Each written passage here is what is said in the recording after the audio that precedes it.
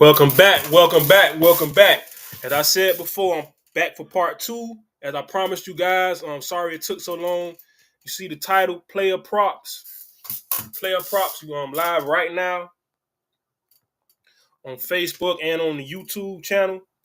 I'm going live with the Player Props right now. So basically, let me pull these up. I already had the picks earlier in the morning show. I'm gonna start doing it together. But as you guys know, I'm on a different streaming service. EV Mox, I think that's what it's called. Also, RIP to my grandfather, and my aunt. I always got to send out those shout outs. God bless. But if you see down at the bottom, please donate at $TY Rebel 22 on Cash App. Follow me on Twitter, Instagram, and TikTok at TY24 Sports. At TY24 Sports. Now for the first group of player props, I got Jahmyr Gibbs over 56 rushing yards. I got Alvin Kamara. Oh no, I also have Jahmyr Gibbs of the Lions for a touchdown too, anytime touchdown. Then I got Alvin Kamara for a touchdown for the Saints. I got T.McLaurin for over 57 receiving yards. Jamar Chase for over 5.5 catches and a touchdown. Also got Joe Burrow for over 265 passing yards. You know what? Maybe see if you can get it at 250, but 265, he probably should hit that. Or you can do that as a single bet. Then you got Jordan Love over 255 passing yards.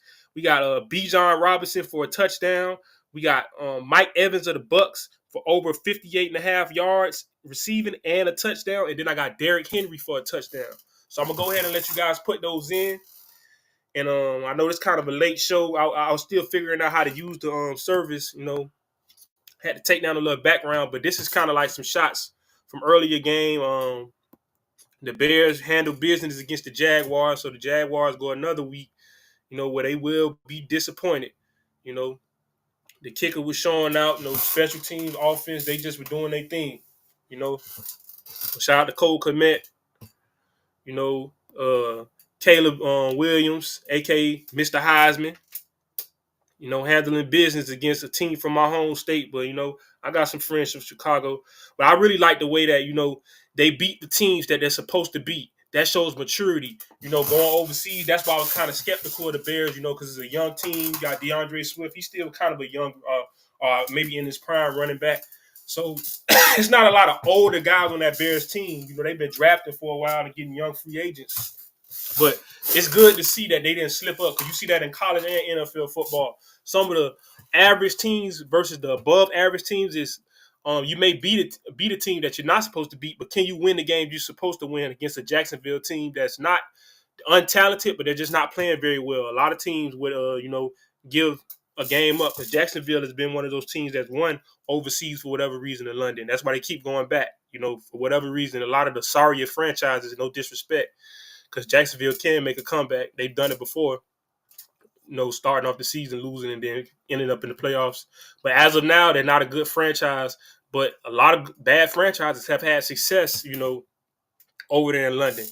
So while you guys are looking at that, I'm going to give you the second part of the player props. These guys didn't fit into the first group. Got Saquon Barkley of the Philadelphia Eagles. We got the wide receiver Reed for the Green Bay Packers, and then we got James Conner of the Arizona Cardinals, all for an anytime touchdown. So Jalen Reed, Saquon Barkley, and James Conner for an anytime touchdown. So I'm gonna let you guys put that in because it's a money making Sunday. I want to see everybody put in their picks, and also I'm gonna go over WNBA. Shout out to Miss Joanne. She just followed me. I saw her and her daughter working out in the park. That's dope. You know what I mean? Women's basketball is definitely growing. She was asking me about it.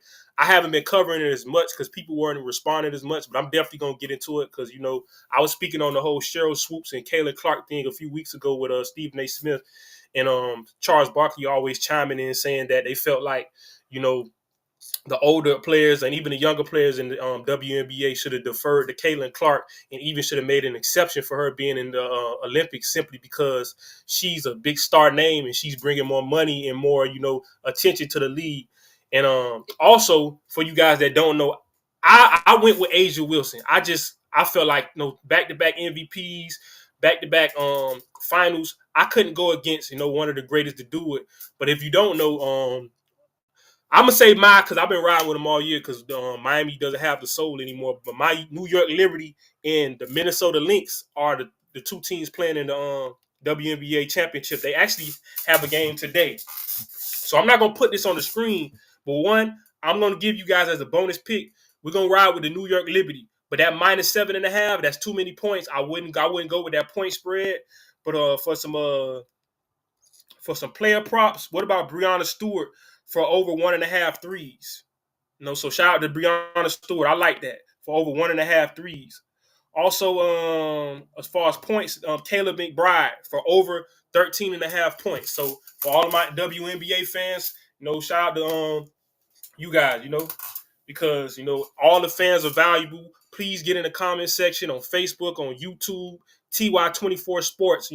Let me know if you like what I'm doing. Let me know if you want me to speak about baseball, speak about soccer. If I don't know it, I'll look it up. I went to school for journalism, so I am a professional. I'm not just a regular YouTuber, but we're trying to grow it organically. But I do want you guys to chime in so I can respond and give you guys feedback, and you give me your feedback.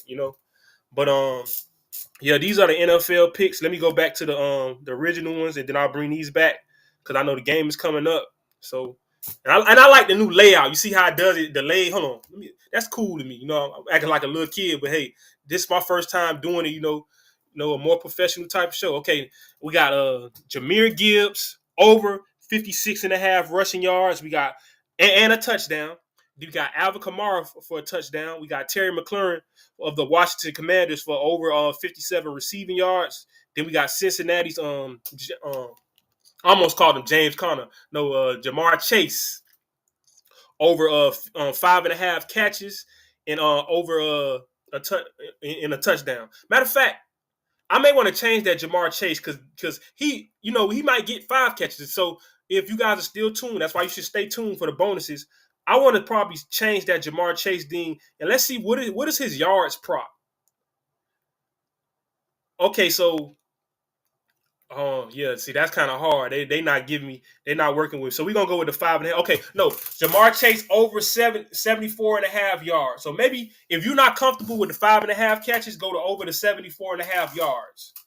And also I don't think I mentioned T. Higgins, his partner. So this gonna be another bonus. Because T. Higgins been going off, it's a contract situation with him. So how about we go T. Higgins? We're gonna go T. Higgins of Cincinnati. Ooh. Let me see what the catches are. Because the yards is kind of I don't know. Okay, T. Higgins 4.5 catches. Let's go over. Let's go over 4.5 catches for T. Higgins. So those are bonuses. But yeah, you guys see it. You see Chris Olave of New Orleans over 5.5 catches. We got no. Hold on. Chris Olave is no. I take that back. No, forget the Chris Olave thing. Yeah, I was looking at Jamar Chase. I'm sorry, I'm all over the place. Okay, we got Jamar Chase for a touchdown and over 5.5 catches. We got Joe Burrow for over 265 passing yards. We got Jordan Love of Green Bay over 255 passing yards. Bijan Robinson out of Atlanta, the running back, a touchdown. We got Mike Evans for over 58.5 receiving yards, and then we got Derrick Henry for a touchdown, and also Mike Evans for a touchdown. So I'm going to leave that there for a second while you guys put that in. And I hope you guys, are getting a lot of money, with these picks, man, because I'm trying to give it to you. I'm spoon feeding to you, This is actually round 2. I usually don't stream twice in a day. I haven't done that since maybe the summertime, but, when better than now, So those player props, that's definitely something you guys want to put in, on your fan duels, on your DraftKings, all your fantasy. If you're not comfortable with picking who's going to win the game, hey, you can win the game even if they lose. If their offense isn't as good, their defense isn't as good as the offense, So it's always great to, have those player props. And you guys need to give a player props for giving you those player props, But just give me 1 second. I was just sending out a notification to someone. Okay, so now let's go to the part 2.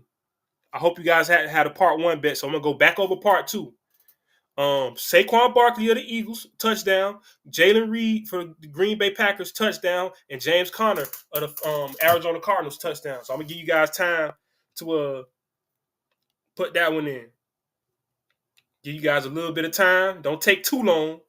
Don't take too long, you know. But yeah, I think player props are a great thing. You know, if you're not always comfortable as far as like, you know, picking a team, or if the money lines aren't proper, or maybe you could mix them together in a parlay, is always a great thing.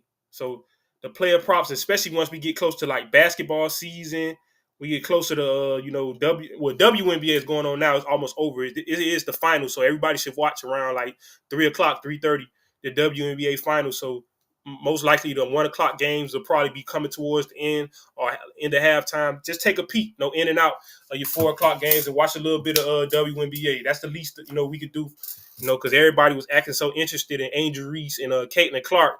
But we got to give a shout out to the New York Liberty, because those ladies have been balling hard all year. Now I ain't got no love for Minnesota Lynx. They're gonna have to show me, because I'm riding with New York, and I'm definitely riding with them today. All right, so I think that's enough time. I'm gonna leave them up, but I just want to scroll down before we end the show. I want to show you guys, because I know you're tired of seeing them Chicago Bears. I'm tired of that too. Okay, so we're gonna go to something else, because they got enough of they fame. All right, now let's look at who got paid. Now, shout out to Coach Prime. He's a coach now, but back when he was an analyst, working in the media, he always had that saying, pay the man.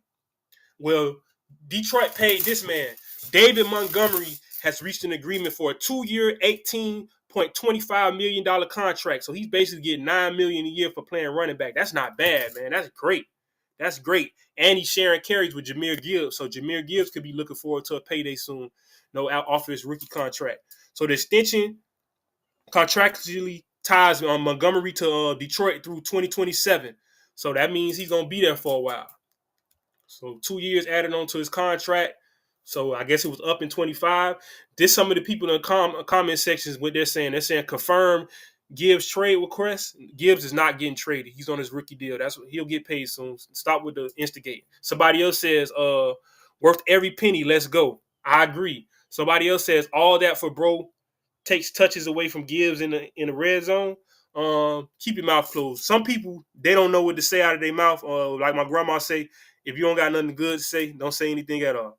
Okay, paying a running back when you have a rookie running back who's better. This is how up and coming teams fizzle out. You don't know what you're talking about. Actually, let's speak on that. Whether it's college football, NFL, everybody's so infatuated with this whole passing thing, and they make comments like this, paying a running back. Can I highlight that like I just did the other one?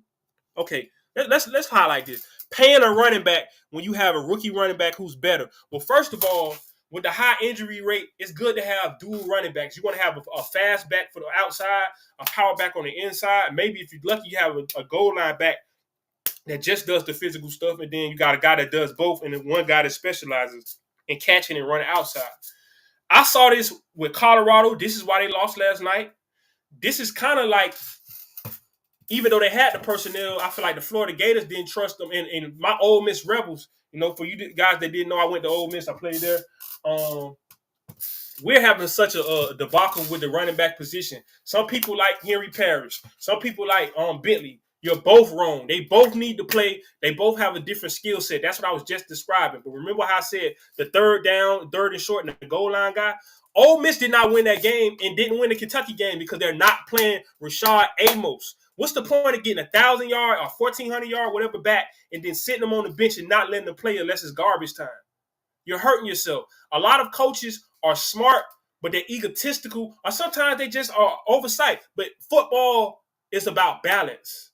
If they know you're going to pass the ball, they're going to play the pass, they're going to pass rush. And this goes for defenses too. Because I've seen a lot of defenses that can only play the pass or only play aggressively, but if you run the ball directly at them, they're suffering. That's how you beat LSU. The reason why LSU defense looked so good last night against Ole Miss is because we rarely attempted to run the ball, and we wanted to run with the quarterback, which is dangerous, and then we didn't want to run in between the tackles. Ulysses Bentley broke a long touchdown run. That's flashy, but that's not actually the running that wins games. The running that wins games is the 5 yards, the 2 yards, the 7 yards, the 8 yards. Then you play action and pass because now they can't really double cover people because one of the DBs is in the box to stop the run.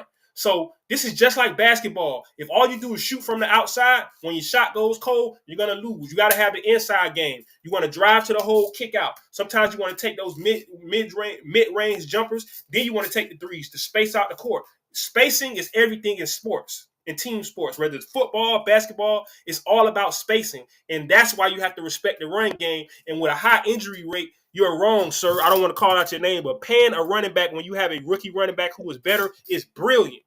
Look at the Dolphins last week. We won a game. Why? Because we used Jalen Wright. But everybody knows young running backs, sometimes are liabilities in the passing game as far as pass blocking, sometimes pass catching, because they didn't have to do that in high school and college. They just could run for a living. No, you have to be able to be a decoy and be effective because you're dealing with the smartest defensive players and defensive coordinators in the world. They get paid to stop offenses. So if you can only pass, then you're handicapped. If you can only run, you're handicapped. If you can only run to the outside, you're handicapped. The best teams do everything well. You may not be great at anything, but you need to be good at everything, or at least attempt. So I don't want to go on a long monologue about that, but this is a very incorrect comment. This is how up and coming teams fizzle out. The way they fizzle out is thinking because you won a few games passing, or you won a few games with one running back. Did you see the Ravens cut all their running backs because they got Derrick Henry? No, why? Because Derrick Henry does not really run to the outside. Derrick Henry does not really catch. He'll catch a screen pass, but he's not really a catching threat. So sometimes they put in their smaller backs, and they had a history of injuries, and then it ruins in the whole season because now they're down to a practice squad guy getting a guy that was working at Home Depot. So no, I don't say that you should give a running back $15 million and nothing crazy like that. But there's nothing wrong with like $5 to $10 million. I think that's decent, because you got backup quarterbacks getting that. They don't have to get league minimum, but they don't have to get groundbreaking money. This is still millions of dollars we're talking about. So if I can get this guy 5, get this guy 2.5, get this guy 7, and I got 3 backs, you know what I mean? One's the lead guy, one's kind of in the middle, one guy plays in third down. If you're just playing third downs, $3 million, $2.5 million, that's great money. Maybe give them 4. Maybe you give them 4 apiece, $12 million for running back. That's not even one wide receiver a lot of times. That's like your second or third wide receiver. Your backup quarterback getting that. But if you want to win in football, you have to respect all positions. There's a lot of teams, just like running back, they don't have real linebackers. They have linebackers that can only cover the pass. But if you run at them, they're going to get destroyed. That's why Derrick Henry's taking advantage of people. I don't know when people are going to understand. Football is about balance. You cannot cut corners. Yeah, you might get away with passing here or covering the pass here or rushing the pass here, but the great teams that win in NFL playoffs, and you're going to see it finally that we have a real college football playoff with not just 2 rounds. That wasn't a playoff. That was like an invitation. It was just 4 teams. That's not a real playoff. This is the first college football playoff. They always had it in FCS and 1AA, but now they're bringing it to FBS. Because I heard a lot of people saying some BS saying that college football will be bad because of a playoff. No, it wouldn't. Because we see all these teams in the SEC, Big Ten, because it's parity more, not just because of transfer portal, but because of the conference realignment. It's a lot more good teams playing each other. You got the Oregon versus Ohio State. Ohio State is not out of it. If they play Oregon again, I'm picking Ohio State. And I don't think that's a bad thing. People say that football is going to be watered down. No, that's just college football has always been a cheating sport. It's always been cheating. They'll cheat because you're in certain conferences. They'll cheat because of TV contracts. They'll cheat because they'll vote you number 1 when you got 1 or 2 losses. When this other team's undefeated, look at Boise State, TCU, Florida State. Back in 2004, Auburn got robbed. They should at least had a split championship with USC. Oklahoma went to the championship. College football has really never had a real champion until this year. This is going to be the first time they had a real champion because the game's not played on paper. We've seen upsets all the time, and they just grown up thinking that we say who we say is the best or who we think is the best. A lot of people thought Ohio State was the best yesterday, and they lost. A lot of people thought the New England Patriots were the best in 2007, and the Giants beat them. That's what makes high school football, NFL football better until now, because at the end of the day, you can say who you think is best, but at the end of the day, when they go out on the field, we're going to see. So, and part of that is you have to be complete and you have to respect the running game because there's a lot of teams that just pass, but they can't run or they only run to the outside. Even with Texas, they're going to play Georgia next week. Can they run up the middle? If somebody's fast enough to keep those outsides contained, can you run directly at somebody? Because their leading running backs were hurt. Their top two running backs, and now they're on a wide receiver and a freshman. That's cool, but we're going to see what happens when they got to run up the middle. Can they do that? That could come back to hurt you in the playoffs. So I don't mean to go on and on and on. That's pretty much gonna be my show for the day. Let me see if I see anything else on the gram that I want to show you guys. Because this is kind of a late show. Sorry about this. This won't happen again. This is more, I had to go do a workout, and then I was trying to figure out how to charge the computer because this new system takes a lot of battery. But I'm just learning. Okay, Lincoln Riley, last 5 quarterbacks are all starting in the NFL. Okay, that's great job by USC, Lincoln Riley. But I don't know what's going on with USC because they had Penn State on the hook and they let them off. In the words of late great Danny Green, remember the old commercial? We had them on the hook and we had them and we let them off the hook. They are who we thought they were. Penn State is not who we thought they were. Penn State got whooped against USC, but USC just couldn't get out of their own way. And the referees were making bad calls. But guess what?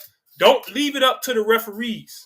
Don't leave it up to the referees. Ole Miss, USC, don't leave it up to the referees, especially if going into the game that they don't want to see you win. Meaning Vegas or whoever. So that's going to be my show for the day. I may come back on a third time because I'm just getting used to this new system. I still got the StreamYard. I'm going to see what I like best. And you guys let me know. Do you like the MV Mocks or the StreamYard? The one thing with the StreamYard, I can't go live on Facebook. And maybe if I upgrade, I may be able to go live on Instagram with EV Mocks. I can't do that with StreamYard. I can only go to YouTube. So that's why I'm kind of leaning towards this. So we're going to see. And the camera quality is better. I think I'm in 1080p. I'm usually in 720. So you guys get in the comment section and let me know. You still should be able to put in those player props. Let me pull them up one more time. So really quick. And I like the delay how just goes in smoothly. We got Gibbs, A.Kamara, got McLaurin, you got Chase, you got Burrow, you got Jordan Love, Bijan Robinson, Mike Evans, got Derrick Henry. And then you got the Saquon Barkley, Jalen Reed, and James Conner. So that's gonna be my show for the day. Put those player props in. I hope you guys win. Peace.